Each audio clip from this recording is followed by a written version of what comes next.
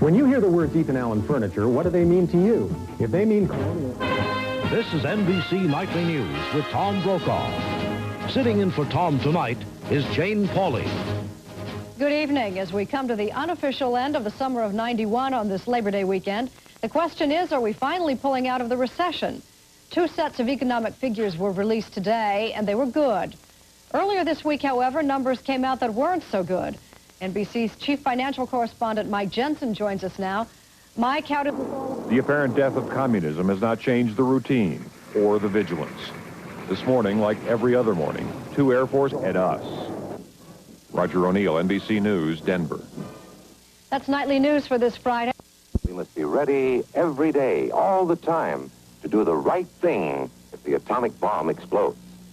It is almost comical to watch today the duck-and-cover bomb drills of the 1950s.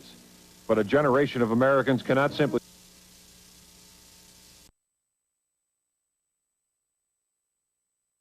put aside the infamous, though misinterpreted, threat of Nikita Khrushchev. We will bury you. Barry Simmons remembers. And it was clear then. It was black and white. The good guys and the bad guys. And it was easy. There were no gray areas. We knew who the bad guys were. Simmons' class on international relations today became a personal reflection of the Cold War days. For these 18-year-old seniors at Colorado Academy, a riveting session of how frightening those days were.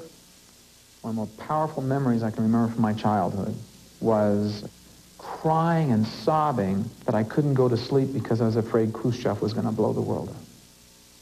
Because I was afraid of nuclear war.